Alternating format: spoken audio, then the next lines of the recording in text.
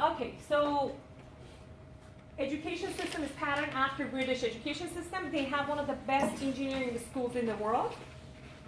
Its political system is democracy with free elections. These are current situations, basically systems in India. We're going to talk about the history. India was the jewel in the crown of the British Empire. Besides spices, jewels, and textiles, India had a huge population. So not only natural resources, but also human capital as well. Soldiering was an honorable tradition in India, and the British capitalized on this. They regimented India's manpower as the backbone of their military power. Britain took millions of rupees of raw material and then sold the processed material back to India. What is basically colony? We talked about it. You use their natural resources for free, bring it home, process it, and you sell the processed products to the colonies.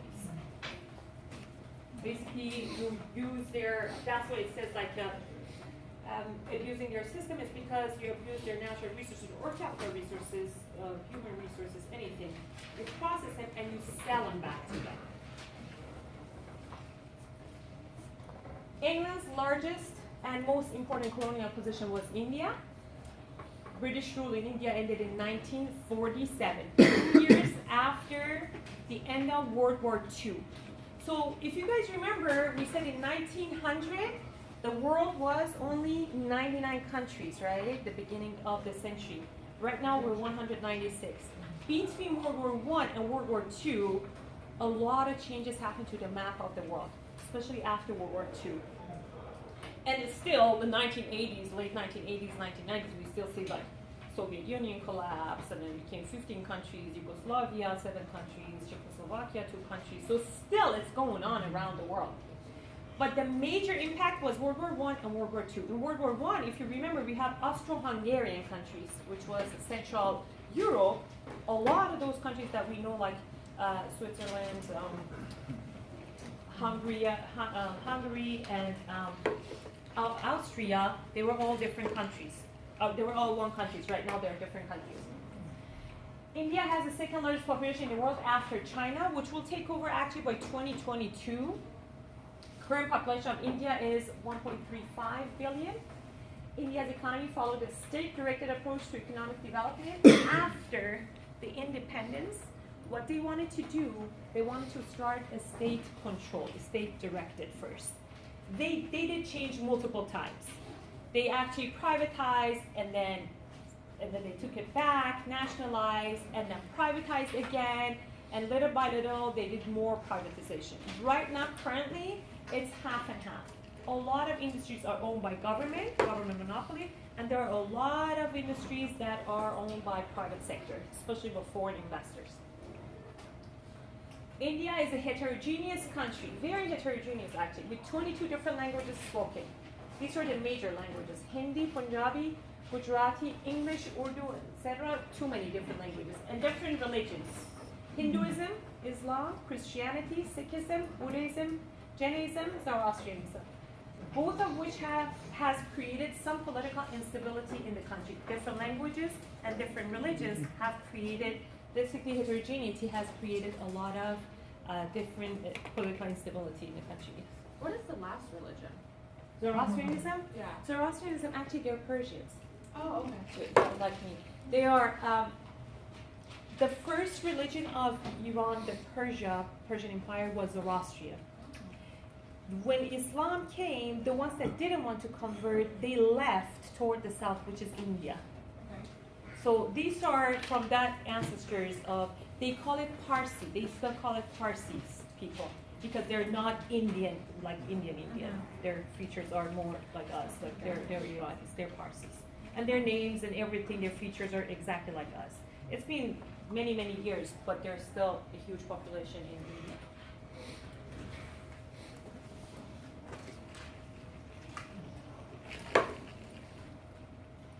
Okay, now the history starts with mercantilism. Anybody remembers the mercantilism we talked about in the class? Remember we talked 2 times. 2 of the sessions was dedicated to mercantilism. So,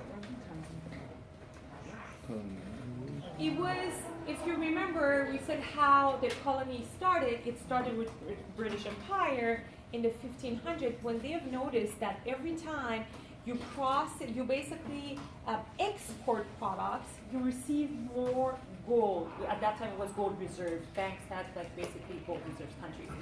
So you receive more gold. Every time you import, your gold reserve actually goes down. So they, by observing this behavior, they've noticed that, what about we don't import anything and we only export everything, right? So we bring gold into the country to increase our gold reserve. By stop importing anything to the country, they have to export everything themselves. A small island like Great Britain, they couldn't export everything to the entire world, right? So after a couple months, they have noticed that they don't have all the resources in the world to be able to only export to the entire world, right? They need some trade, natural resources, anything. So after that, that was the idea of to see where around the world has the best natural resources so we can go there and colonize. Now the reason they could do that because for many, many years, Great Britain or British Empire was the sea power of the world. Like military power we're talking right now, at that time was mostly sea power. They would go through the sea. So because they had a very strong sea power, that's why they actually decided to go to different countries through the sea to colonize those countries. Like South Africa, basically. When I was in South Africa, the ones that were talking to us about their history, they showed us that Dutch basically took literally the boat ship and they traveled until they came down to Cape Town, and they're like, okay, this is a good idea, let's just land here, and that's what they did. So the sea, basically port that countries have, if you have natural resources, that makes it very interesting for colonizers to come and colonize a country. So this is basically based on, that's how mercantilism started. In 1500 to 1800 was a trade theory from 1500 to 1800. Countries should export more than they import. Colonial possessions were used to support the trade objectives. The colonies supplied many commodities that the mother country would otherwise have to purchase from another country, right? So because of natural resources. The colonial powers ran trade deficit with their colonies to receive gold. By doing this, colonial powers not only would receive benefit, but also would prevent the colonies from engaging in manufacturing. Now, what happens is that, think about this. Great Britain, the British Empire, is colonizing India.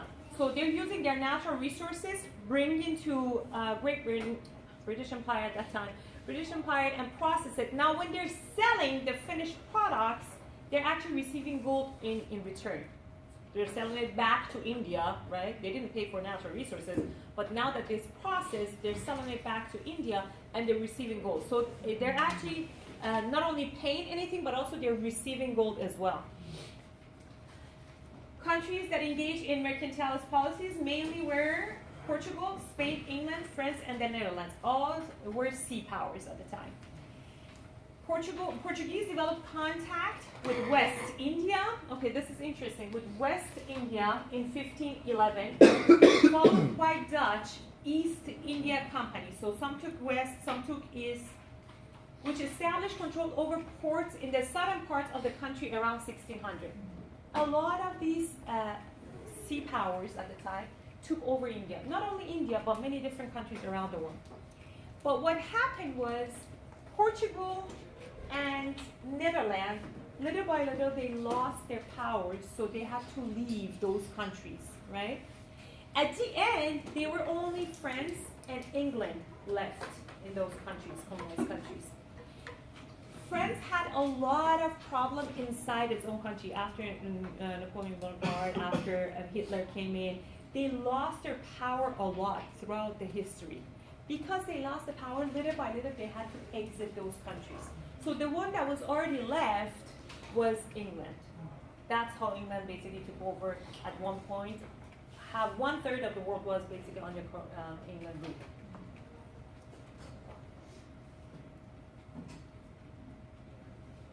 British established possessions at Bombay and the French at Calcutta. The two countries controlled most of India's foreign trade for 150 years through chartered monopolies. charter monopolies, like by government helping them. In England, the British East India Company was chartered by Queen Elizabeth and became a joint stock company until it dissolved in 1833. The French had an equivalent company which had a monopoly of trade between France and India.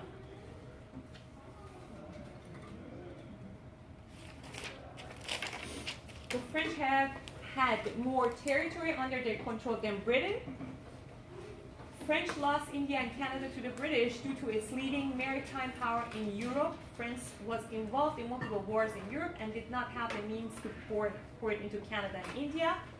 By 1750, British were de facto rulers of much of the country. India served as a market for British manufactured products and sent cottons other raw materials to England. Now remember, not only they're not processing anything in India, it's processed in England, so they're not learning how to process anymore. They don't have any manufacturing capabilities anymore.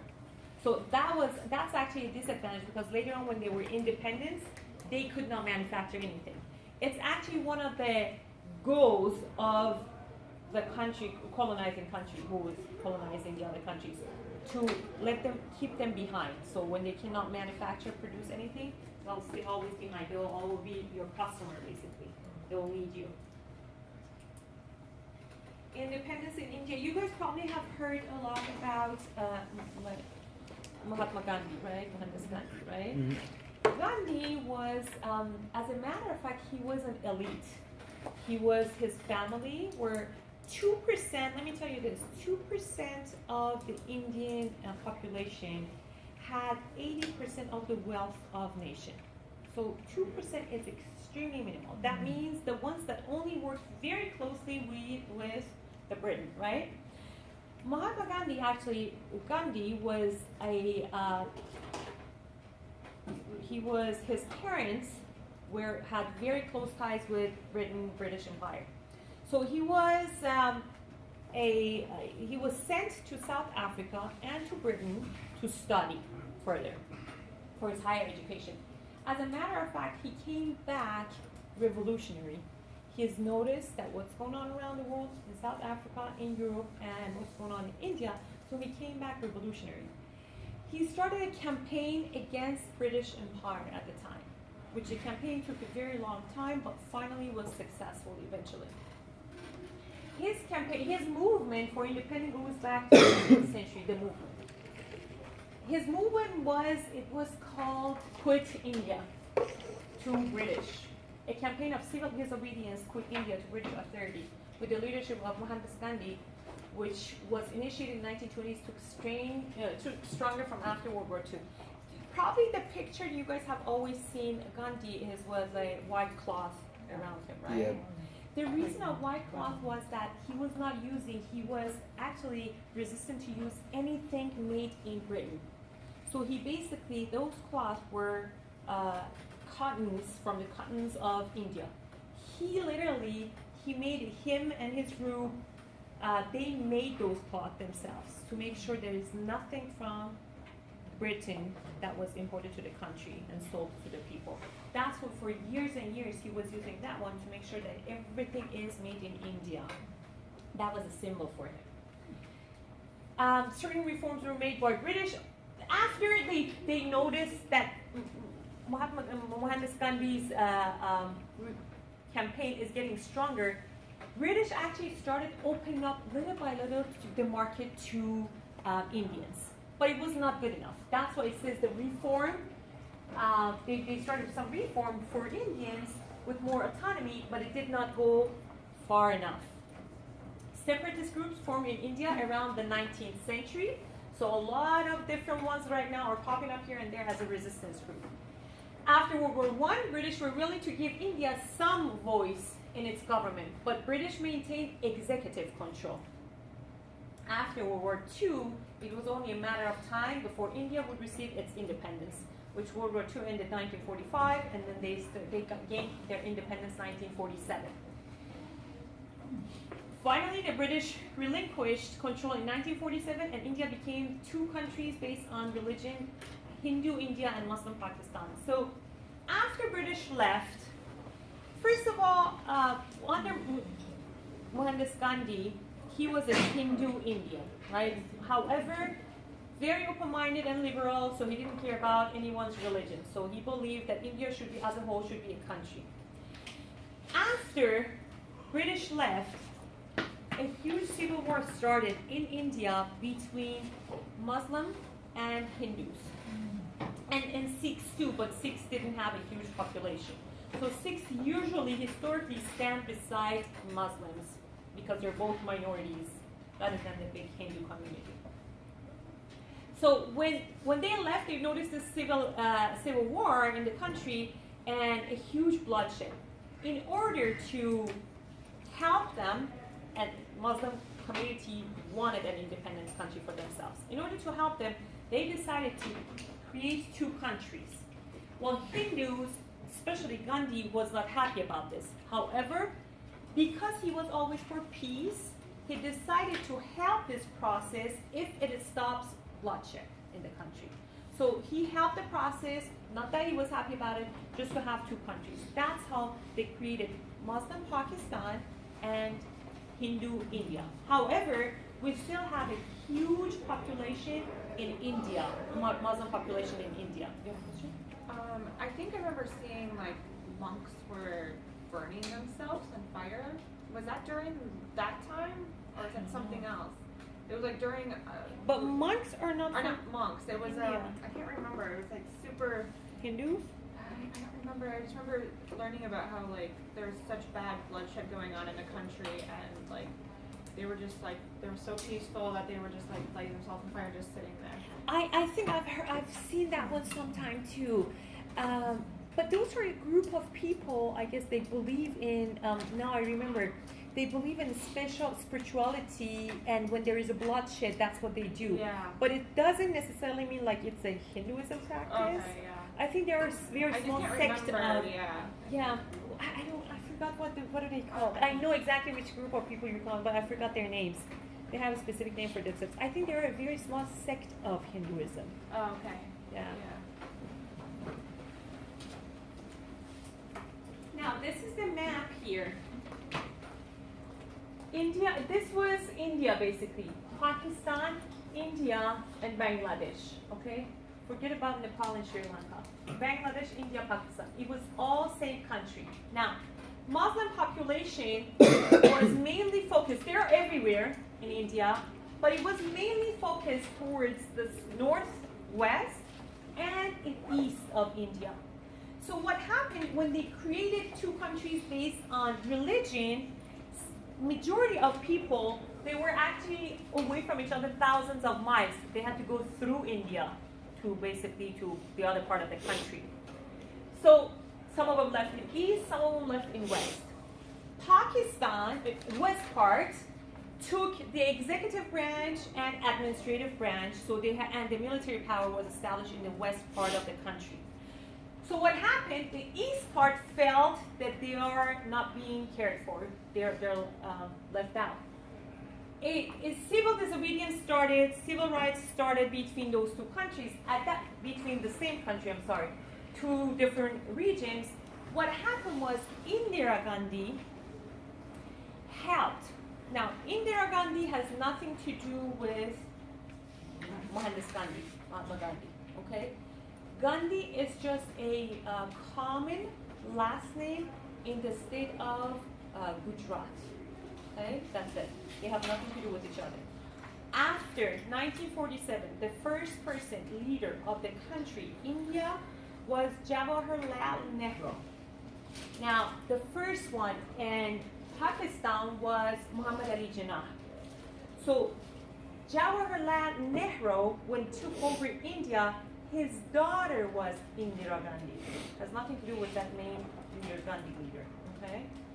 So, at that time, when it was right between these two parts of the country, Indira Gandhi, the daughter of Jawaharlal Nehru, helped to fuel basically the fire and make a separate country from Bangladesh because they were not happy about Pakistan already moved apart from India, right? So she's a very actually biased figure in history. A lot of Hindus love her. A lot of Muslim Indians don't because she helped, with the help of British actually, they did that. So they created an independent state of Bangladesh. So Bangladesh is majority Muslim, and after Indonesia, I think the second largest Muslim country in the world. So they're heavily a Muslim population. So it's Bangladesh, Pakistan, and India.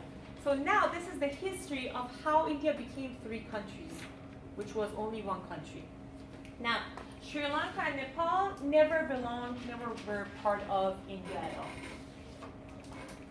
So in August 1947, India and Pakistan were officially formed. East and West Pakistan were separated by 1,000 miles of India. West Pakistan controlled the army of the Muslim and most of the nation's industry. The people of East Pakistan represented the inferior position, which is Bangladesh.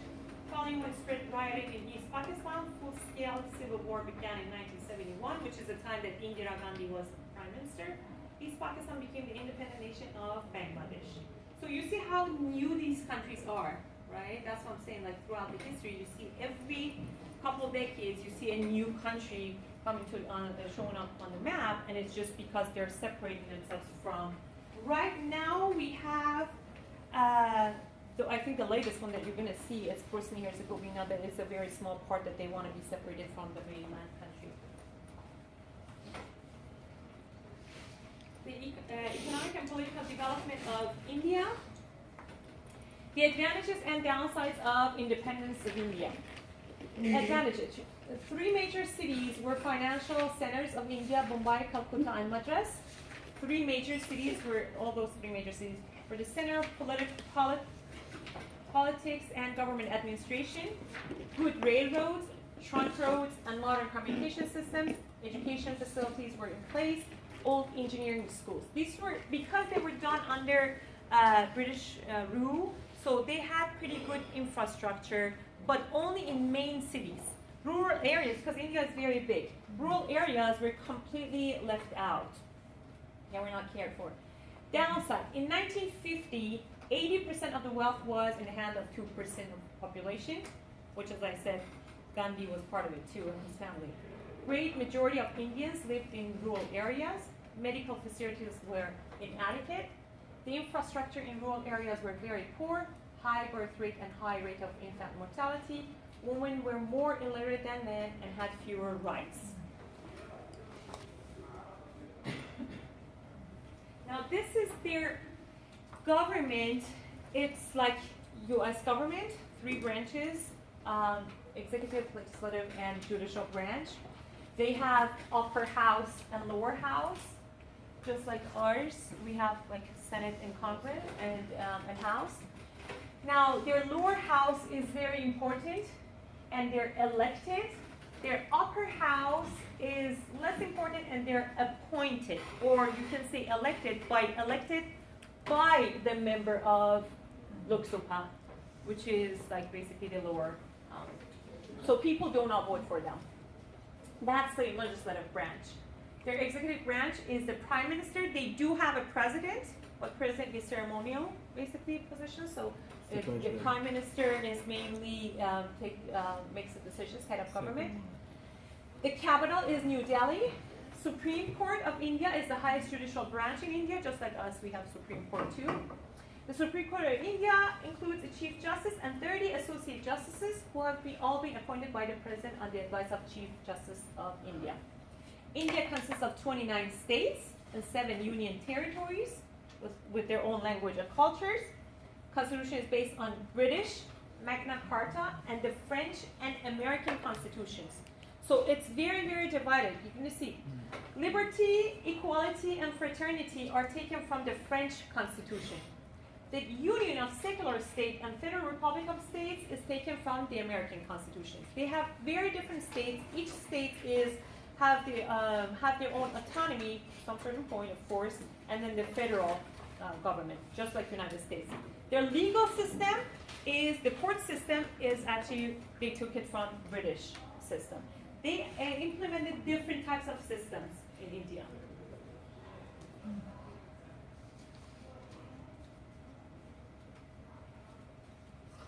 Now, their economic planning, a couple of things. They have too many different 5-year planning, second 5-year, first 5-year. But in general, what they did, each government, each president, prime minister that took over, they changed the planning. First, they wanted to nationalize everything. Especially at that time, they had close ties and a huge trade with Soviet Union after 1947. So they wanted to nationalize everything. However, Jawaharlal Nehru, he was very close to Soviet. However, he was against dictatorship. He was for peace. So what he did, he was like, we're not going to kill people to take over the country. Therefore, he basically, peacefully, he tried to implement his ideologies. It didn't work. So they were like not as communist as Soviet Union, but they tried to socialize, like basically take over a lot of businesses. So that's how it started. The next prime minister, when they came over, they started to open up, so start selling to private sector. It didn't work because a lot of private sector didn't have money and they didn't know how to run those manufacturers and businesses. So the third one actually took over back again. So back and forth, finally, again, as I said, they have a healthy state-owned enterprises and a healthy private-owned enterprises currently. So it's a mixed kind of economy, you can say, at this time. They say it's the largest democracy in the world, but please understand, when we talk about democracy, a lot of countries around the world, if you go by paper, which means democracy means you elect your basically officials, a lot of countries are democratic nations then. It doesn't truly mean, you really have to ask the people inside the country if they feel it's democracy in the country, right? But if you go by paper, by definition, a lot of countries do actually elect their own officials.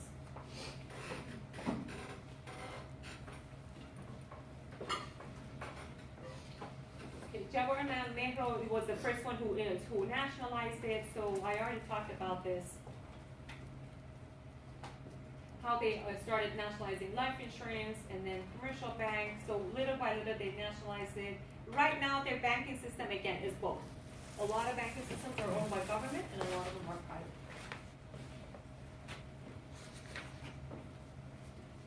Okay, this is an interesting story. Indira Gandhi, as I said, was a very controversial character in Indian history. She was assassinated. When you hear Gandhi was assassinated, we're not talking about the leader Gandhi, we're talking about the Prime Minister Indira Gandhi. They were from the state of Gujarat. Gujarat and Punjab, usually, Punjab are the Indians, Muslim Indians that are in India part. It's the border of Pakistan, but it's part of India, and they're predominantly Muslim and Sikhs. So Sikhs live in Punjab too. Gujarat is right below that. Usually Gujaratis and Punjabis are, because Gujaratis are a little bit to the right, let's put it that way. So they're Hindus and they're more to the right, and they're very nationalist, and Punjabis are Muslims, so they don't most of the times get along with each other.